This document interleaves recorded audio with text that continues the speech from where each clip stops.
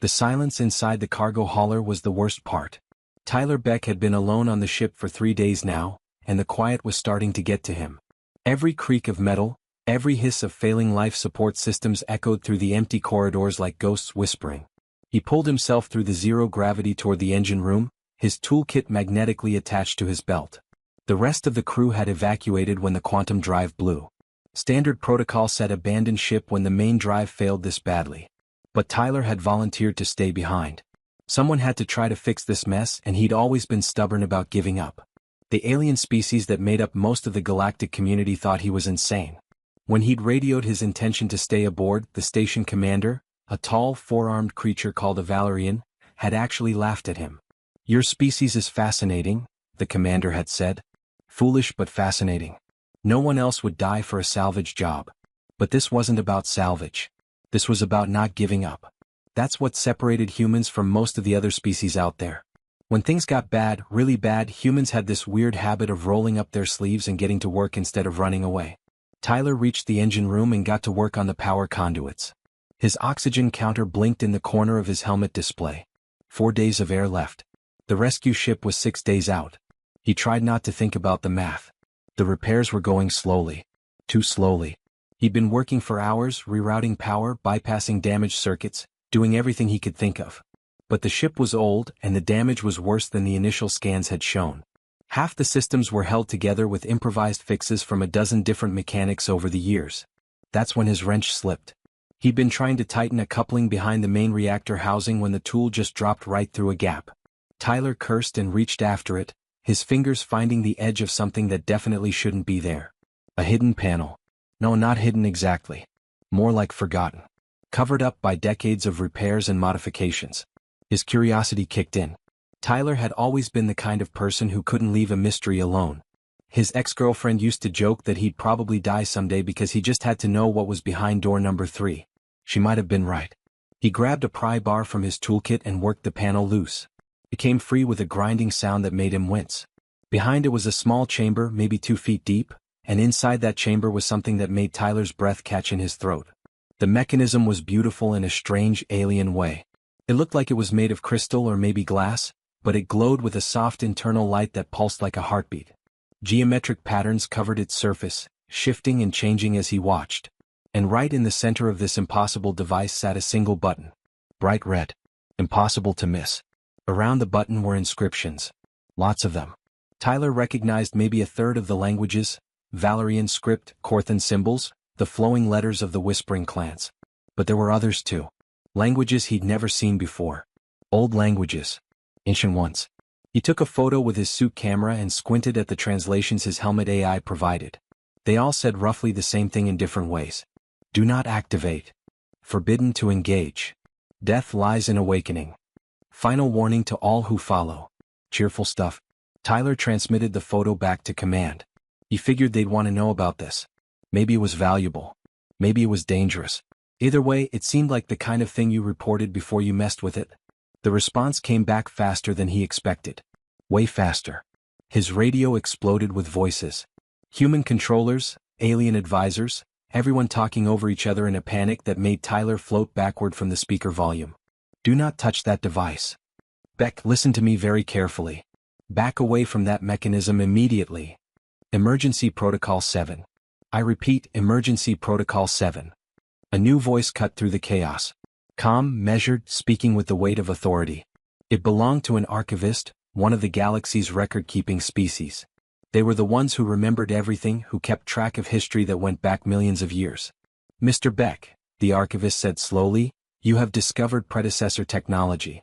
The vessel you are on was constructed using a salvaged frame from their civilization. That device has existed, untouched, for approximately 50,000 years. It must remain so. 50,000 years. Tyler stared at the button, his mind reeling. The predecessors were legends. Everyone in the galaxy knew about them. They'd been the first major civilization, the ones who'd built impossible things and then vanished without a trace. Nobody knew what happened to them. Nobody knew how their technology worked. And nobody, absolutely nobody, was supposed to touch the stuff they left behind. Too many colonies had been wiped out by activating predecessor defenses. Too many explorers had died trying to figure out their machines. The galactic community had one rule about predecessor tech that everyone followed: look but don't touch. Tyler backed away from the chamber, his heart pounding. Understood, he said into his radio. I won't touch it. Returning to standard repairs. But as he floated back to his workstation, he couldn't stop thinking about it. That button had been sitting there for 50,000 years. Waiting. For what? For who? He tried to focus on his repairs, but his mind kept wandering back to that glowing chamber. The warnings made sense. Don't mess with things you don't understand. That was basic safety protocol. But there was something else nagging at him. Something about the way the mechanism had looked. Not threatening. Not like a weapon or a trap. It looked like a tool. Like something meant to be used. Tyler shook his head and got back to work. He had bigger problems to worry about. Like the fact that his repairs weren't going to hold. Like the fact that his oxygen was running out. Like the fact that he might have just volunteered to die alone in the dark for nothing. But that button. That ancient, mysterious, forbidden button kept glowing in his mind. And Tyler Beck had never been good at leaving mysteries unsolved. 2 more days passed and Tyler's situation went from bad to worse. The repairs he'd spent 18 hours straight working on had failed. Completely. A coolant line he'd patched together burst while he was sleeping, and the sudden decompression damaged 3 other systems he'd already fixed. He floated in the engine room, staring at the mess, too tired to even curse. His hands were shaking from exhaustion. His oxygen counter now showed 48 hours remaining. Maybe less if he kept working this hard. The rescue ship was still 4 days out. The math was simple and brutal. He was going to run out of air before help arrived. Tyler pulled up the diagnostic screens one more time, hoping he'd missed something. Maybe there was another way to reroute power. Maybe he could cannibalize parts from the life support systems that weren't critical. Maybe. But he hadn't missed anything. The quantum drive was dead. Completely fried. Without it, the ship couldn't jump to hyperspace, couldn't reach the nearest station, couldn't do anything except drift here in the empty darkness between star systems. He'd need parts he didn't have and time he'd run out of. He was going to die here. The realization hit him harder than he expected. Tyler had known it was a possibility when he volunteered to stay behind. He'd known the risks. But knowing something in theory and facing it as reality were 2 very different things. He thought about his younger sister, Kelly. She died 5 years ago on a colony transport called the Morning Star. The engines had failed just like this ship. The crew had followed protocol perfectly. They'd evacuated everyone to escape pods according to regulation. But the pods had a design flaw nobody knew about. Half of them malfunctioned during launch. Kelly had been in one of those pods. She was 23 years old. Tyler remembered listening to the black box recordings later. His sister's voice, calm at first, then confused, then screaming as she realized the pod's thrusters weren't firing. She'd begged the crew to come back, to try something else, to not leave her floating in space. But they'd followed the rules. Evacuation protocol said once you're in the pods, you launch. No exceptions. No second chances. The regulations were written by species who valued caution above all else. Species who'd rather accept a calculated loss than take an uncertain risk. The crew had filed their reports. An investigation was conducted. New safety standards were implemented. Kelly got a memorial plaque. And Tyler learned that sometimes following the rules meant watching people die when you could have tried to save them. He pushed away from the diagnostic screen and found himself drifting back toward that hidden chamber. He hadn't been able to stop thinking about it. The button. The warnings. The mystery of what it actually did. His scanner was still clipped to his belt. Tyler pulled it out and ran another analysis of the crystalline mechanism. The readings were strange. The device was generating power. A lot of power. More than the ship's entire reactor output. Just sitting there, dormant, humming with enough energy to potentially jump a ship across half the galaxy. If he could figure out how to use it. The warnings scrolled through his mind. Do not activate. Every species in the galaxy agreed on that one rule. Predecessor technology was too dangerous to touch. Too unpredictable. Too likely to kill you in ways you couldn't imagine. But what if they were wrong? What if the reason nobody had ever activated these systems was because everyone was too scared to try? The elder species had survived for millions of years by being careful. By following protocols. By never taking risks they didn't absolutely have to take. Humans were different. Humans were the new species, the young and reckless ones who'd only been in space for a few hundred years. They took risks the other species wouldn't dream of. Sometimes those risks got them killed. But sometimes those risks saved lives.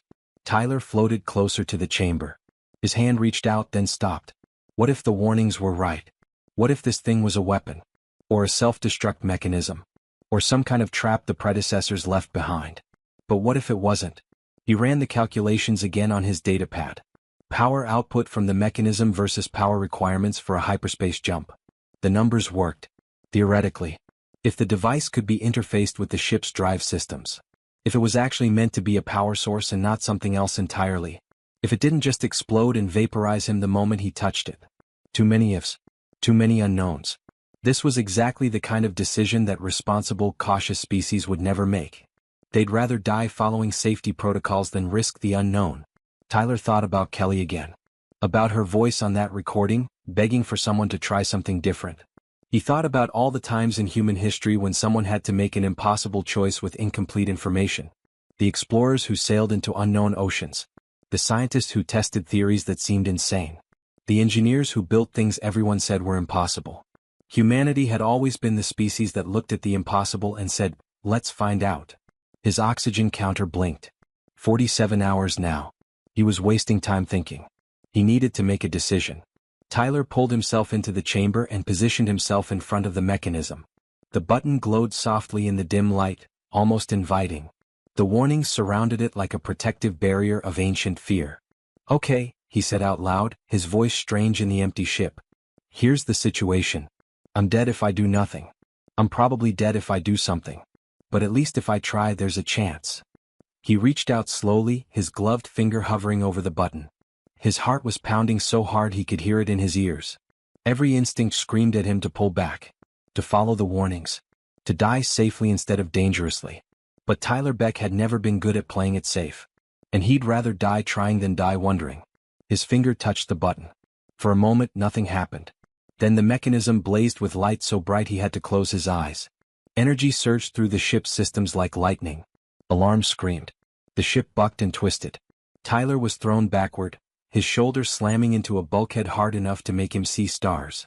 He waited for the explosion. For the hull breach. For death. Instead, the ship's computer spoke. But the voice was different. Not the flat, mechanical tone he was used to. This voice sounded curious. Alive. Almost excited. Finally, it said. After all this time. Someone actually pressed the button. Tyler's head was spinning.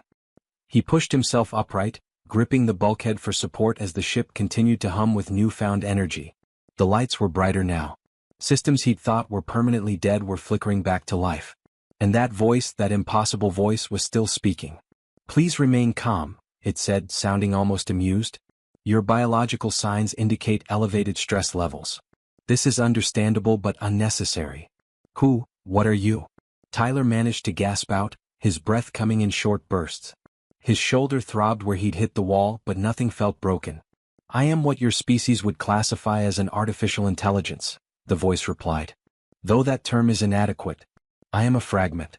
A piece of something much larger. A protocol designed by the predecessors for emergency situations exactly like yours." Tyler's mind raced. The ship's AI had been basic before. Barely more than a navigation computer with a voice interface. Now it sounded like he was talking to an actual person. A person who'd been sleeping inside that crystalline mechanism for 50,000 years. "You've been waiting?" Tyler asked. "All this time? Why didn't you activate yourself?" "I cannot," the fragment said simply. "My programming requires a choice. A conscious decision made by a living being facing certain death. The predecessors believed that such a choice revealed essential truths about a species." The ship shuddered and Tyler heard the quantum drive powering up. That was impossible. He'd spent 2 days confirming it was completely destroyed. But the readings on his scanner told a different story. The drive wasn't just working. It was operating at efficiency levels he'd never seen before. "What are you doing?" Tyler asked, watching in amazement as damaged systems repaired themselves. Conduits that had been melted shut were somehow reforming. Circuits that had been fried were coming back online. It was like watching the ship heal itself. "Repairing critical damage," the fragment replied matter-of-factly. "Your attempts were admirable but ultimately insufficient. No offense intended. Your species lacks the necessary understanding of quantum field manipulation and molecular reconstruction." Tyler would have been insulted if he wasn't so stunned. "How are you doing this?" "The mechanism you activated is more than a power source. It is a tool that interfaces with matter at the subatomic level. Repairing this vessel is a relatively simple application. The fragment paused. You should sit down. The quantum drive will be ready for engagement in approximately 90 seconds. The acceleration may be uncomfortable. Tyler pulled himself to the pilot's chair and strapped in, his hands shaking. Wait, where are we going? Home, the fragment said. Your oxygen reserves are critically low. Your rescue vessel is too far away. The logical solution is to bring you to safety rather than wait for safety to reach you. But the nearest station is 3 days away at normal jump speeds. I do not use normal jump speeds. The quantum drive reached full power with a sound like reality tearing. Tyler felt the universe twist around him, and suddenly the empty darkness outside the viewport was replaced by streaking lights. They were moving through hyperspace but faster than should have been possible. The trip that should have taken 3 days was happening in real time. This is incredible, Tyler whispered, watching the impossible display. The other species, the ones who've been in space for millions of years, they can't do this? They could, the fragment said quietly, if they were willing to activate systems like mine. But they are not. I have been dormant for 50,000 years because no one else was brave enough or desperate enough to press the button. Tyler was starting to understand. You were waiting for someone like me. Someone human. Not specifically human, the fragment corrected. But someone possessing certain traits. Curiosity. Adaptability. The willingness to take calculated risks in the face of extinction. Most spacefaring species evolved past these characteristics. They became cautious. Conservative. They value stability over innovation, safety over discovery. And humans? Your species is young. Reckless by galactic standards. You see warnings and ask why. You face impossible situations and refuse to accept defeat. You take risks that make older species uncomfortable. The fragment's voice carried what almost sounded like approval. The predecessors designed my kind to bond with species like yours. Species who still possessed the fire of survival. The ship dropped out of hyperspace and Tyler saw Earth's orbital station ahead. They'd crossed 3 days of distance in less than 10 minutes. His radio was already exploding with confused transmissions from station control, demanding to know how the dead ship had just appeared on their sensors moving at impossible speeds. The predecessors, Tyler said slowly, trying to process everything. They left these systems behind on purpose. They wanted someone to find them. To use them. Yes, the fragment confirmed. We are gifts. Tools meant to ensure survival. But we require activation by choice, not accident. We bond only with those worthy of the inheritance. And you think humans are worthy? You pressed the button knowing you might die. You chose to risk the unknown rather than accept certain death. That is precisely what the predecessors hoped for. The fragment paused. But worthiness must be proven through actions, not a single choice. The question is no longer whether you can activate me. The question is whether your species deserves what I represent. Tyler's radio crackled with urgent messages. Station control was demanding explanations. Multiple ships were moving to intercept. And underneath it all, he could hear alien voices, panicked and angry. Word was already spreading. A human had activated predecessor technology. The thing that the entire galactic community feared most had just happened. They're going to be angry, Tyler said quietly, watching the ships moving into position around them. Terrified, the fragment agreed. Change always frightens those who benefit from the status quo.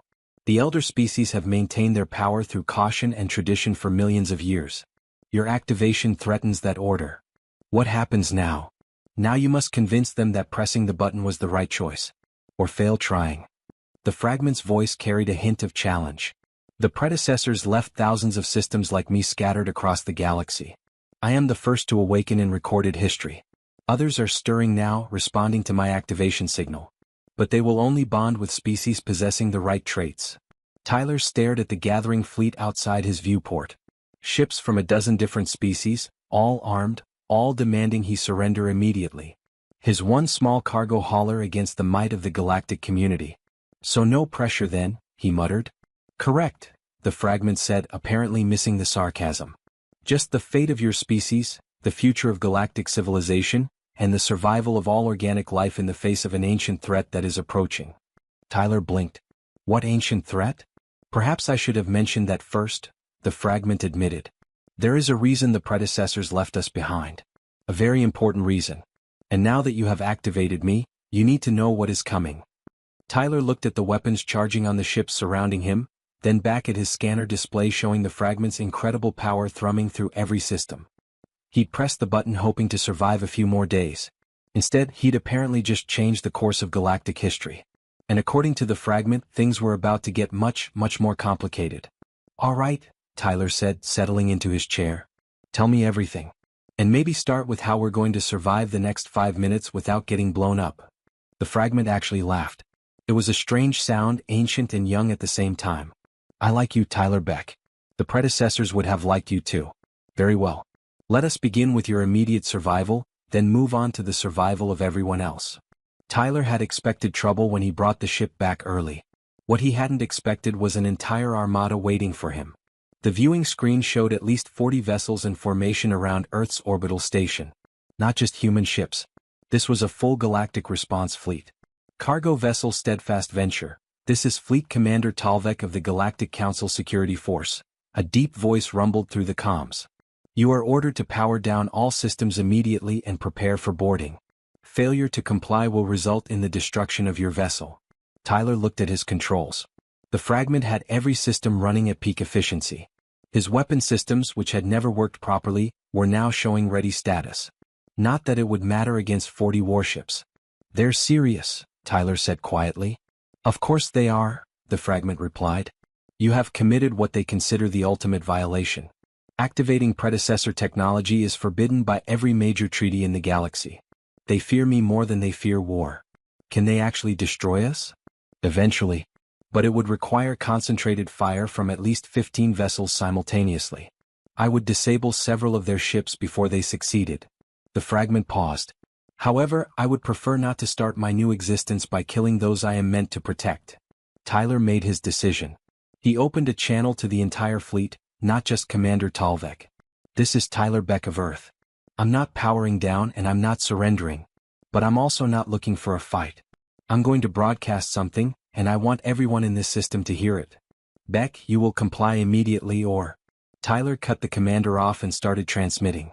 The fragment helped him, amplifying his signal across every frequency, making sure it reached not just the ships but the station, the planet below, and every communication relay in range.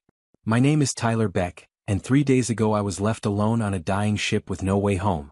I had 48 hours of oxygen and no hope of rescue. So I made a choice." He pulled up the footage he'd recorded, showing the hidden chamber, the crystalline mechanism, the warnings in 17 languages. "I found this predecessor technology. And yeah, I knew what the warnings said. I knew activating it might kill me. But doing nothing would definitely kill me." He showed them what happened next. The activation. The awakening of the fragment. The impossible repairs. The jump home that should have taken 3 days but took 10 minutes. The fragment saved my life. It didn't destroy me or the ship or anything else. It did exactly what it was designed to do. It helped someone who was desperate enough to ask for help and brave enough to take a risk. Tyler took a breath. And here's the thing. There are thousands of these systems scattered across the galaxy. The predecessors left them on purpose. They're not weapons. They're gifts. But nobody's ever used them because everyone's too scared to press the button. The comms exploded with responses. Angry voices, frightened voices, some curious, most hostile. Commander Talvek was demanding he stop transmitting immediately. But Tyler wasn't done. "I'm human. We've only been in space for a few hundred years. We're the new species, the reckless ones, the ones who don't always follow the rules. And maybe that's exactly what the predecessors were hoping for. Someone who wasn't afraid to try." His transmission cut off as Commander Talvek overrode his signal. "Enough. Beck, you have endangered every living being in this sector. Predecessor technology has wiped out entire colonies. You have no idea what you've unleashed." But Tyler's message was already spreading. The fragment showed him network traffic exploding across human space and beyond. His broadcast was being shared, discussed, debated. News agencies were picking it up. Independent stations were rebroadcasting it. Within an hour, billions of beings across dozens of worlds would know what he'd done. The galactic response was exactly what Tyler expected. The Council of Aligned Species called an emergency session. Within 6 hours, they issued a formal demand. Humanity must surrender all predecessor technology immediately. Tyler Beck must be turned over for trial. The fragment must be destroyed. Earth's government was split. Some officials wanted to comply, to avoid conflict with species that had been in space millions of years longer than humans. Others saw an opportunity. Humanity had always been the underdogs, the junior partners in galactic civilization. This technology could change everything. But it wasn't just Earth that reacted. Something unexpected happened. Younger species, ones that had joined the galactic community more recently, started speaking up. The Dralin, who'd been in space for only 5,000 years, sent a message of support. The Cortesh colonies, always rebellious against Council authority, declared they would protect any predecessor systems found in their territory. "You've started something," the fragment observed. "A division that has been building for millennia. The elder species have controlled the galaxy through tradition and fear. Your action challenges that control." Tyler watched the political situation unfold on his screens. Protests were breaking out on various worlds. Some supported the Council's position. Others were calling for change, for the right to study and use predecessor technology. "There's more you need to know," the fragment said, its voice turning serious. "I mentioned an ancient threat. The time has come to explain." Tyler settled into his chair as the fragment displayed information on his screens. Images from deep space. Sensor readings that meant nothing to him but clearly meant something to the fragment. "The predecessors did not die," the fragment began. "They transcended physical existence, moving beyond this plane of reality. But before they left, they detected something. A force that moves through the galaxy in cycles, destroying all advanced civilizations it encounters." Tyler felt his blood run cold. What kind of force? The predecessors called it the Silence. It sweeps through galaxies every 100,000 years, extinguishing all spacefaring life. It has done this countless times before. It will do it again. The fragment paused. It is coming. Current calculations suggest it will reach this galaxy in approximately 73 years. 73 years, Tyler repeated. That's not much time. No, it is not. The predecessors created systems like me as a defense. We are weapons but also teachers. We bond with species capable of fighting the Silence, helping them prepare. The fragment's voice carried weight. But we require activation. For 50,000 years no one pressed the button. The Silence was approaching, and the galaxy slept, protected by its caution. Tyler understood now. Until I press the button. Yes. You have given this galaxy its first real chance at survival. But only if the other species accept it. Only if they are willing to overcome their fear and activate their own fragment systems. Outside, Commander Talvek was organizing the fleet for what looked like an assault formation. Tyler's radio showed encrypted military channels lighting up. Earth's defense forces were scrambling. Other human ships were moving to intercept the Council fleet. "This is going to get ugly," Tyler said. "Yes," the fragment agreed.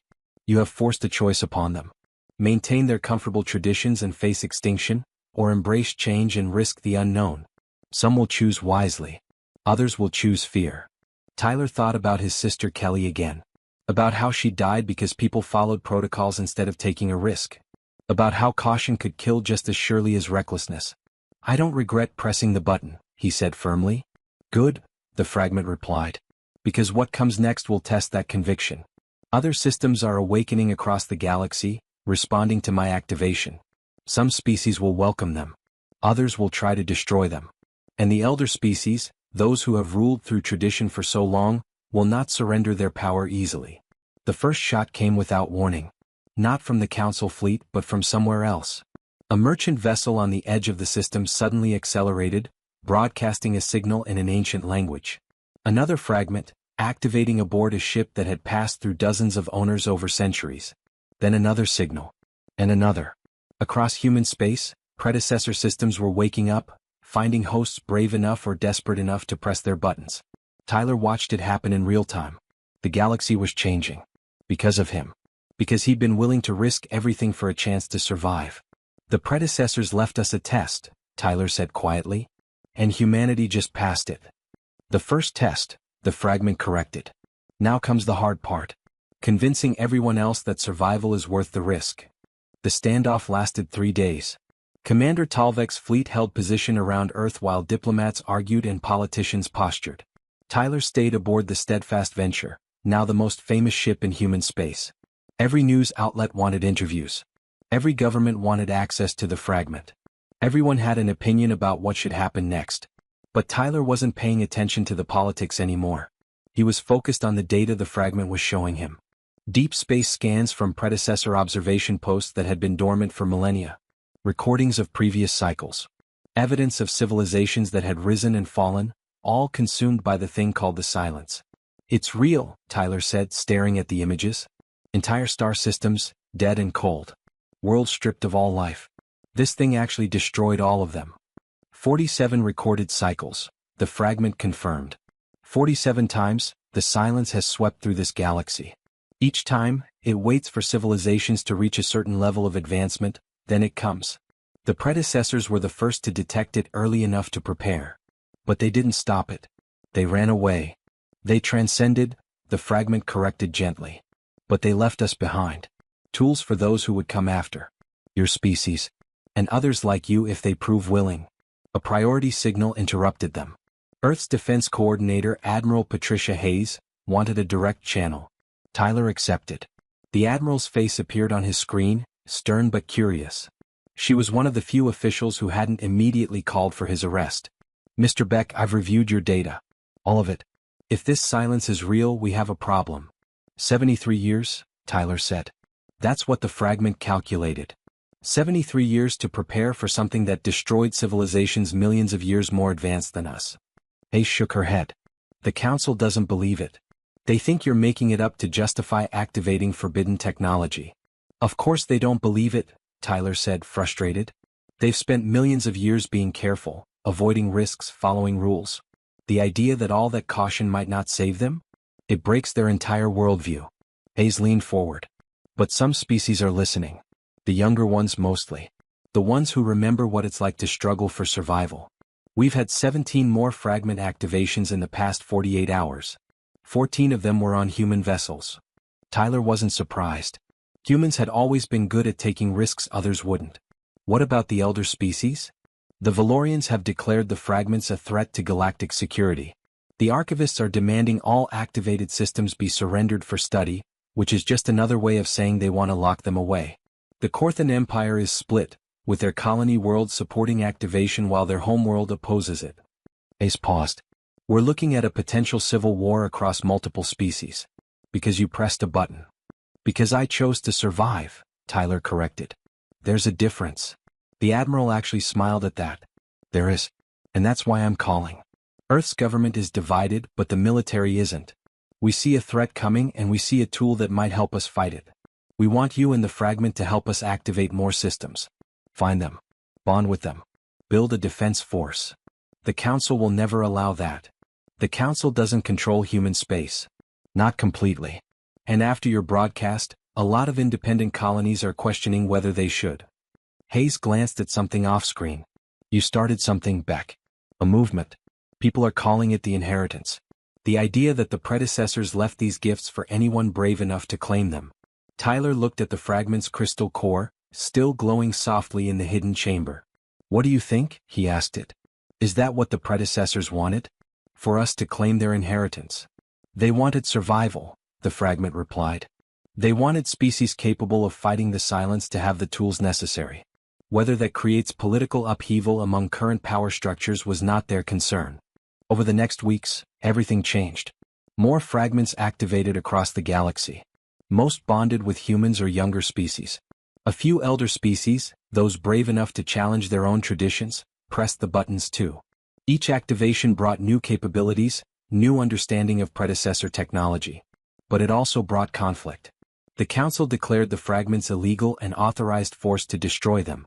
Several ships were attacked. A human colony on the edge of explored space was blockaded by Valerian warships demanding they surrender their fragment. The colony refused. The fragment helped them hold off the blockade for 6 days until Earth sent reinforcements. No shots were fired, but it was close. Too close. Tyler found himself at the center of it all. Admiral Hayes put him in charge of something called the Fragment Integration Project. His job was to find inactive predecessor systems and help activate them safely. To teach others what he'd learned. To build the network of defenses the predecessors had envisioned. 6 months after pressing the button, Tyler stood on the bridge of a new ship. Not the old Steadfast Venture, though that ship had been preserved as a museum piece. This was something the fragment had helped human engineers design. A hybrid vessel, combining human innovation with predecessor technology. They called it the first button. Tyler had laughed when he heard the name, but it fit. A reminder that sometimes the most important thing you could do was be brave enough to try. His crew was a mix of humans and aliens from younger species. Lieutenant Danny Foster ran navigation. Engineer Rachel Kim managed the fragment integration systems. And there was Krell, a young Korthan who'd been the first of his species brave enough to activate a fragment on his colony world. Sensor contact, Rachel called out. Dead system, fourth planet. Reading predecessor signatures. Tyler smiled. Another hidden system. Another chance to add to their growing fleet. Take us in. Let's see what we find. As they approached, Tyler thought about how much had changed. The galaxy was divided now. Elder species clinging to their traditions, younger species embracing the inheritance. Conflicts brewing. Alliances shifting. All because one human had been desperate enough and brave enough to press a button nobody else would touch. But they were preparing. The fragment network was growing. Defense stations were being established. Scientists from a dozen species were working together, combining their knowledge with predecessor technology. They had 72 years left.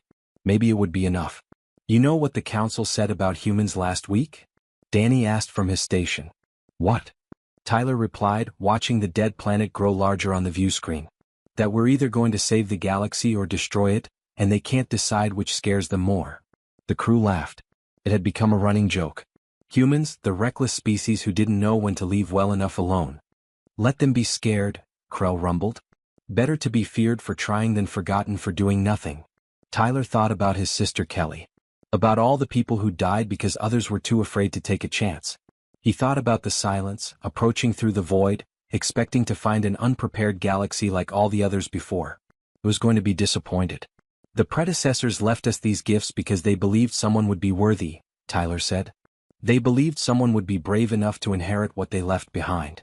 Maybe we'll prove them right. The fragment's voice resonated through the ship. You already have, Tyler Beck. You pressed the button when no one else would. Now you must teach others to do the same. The silence is coming. But this time the galaxy will not face it alone or unprepared. Tyler looked at his crew, at the hybrid ship carrying them forward, at the stars spreading out before them full of hidden predecessor systems waiting to be found.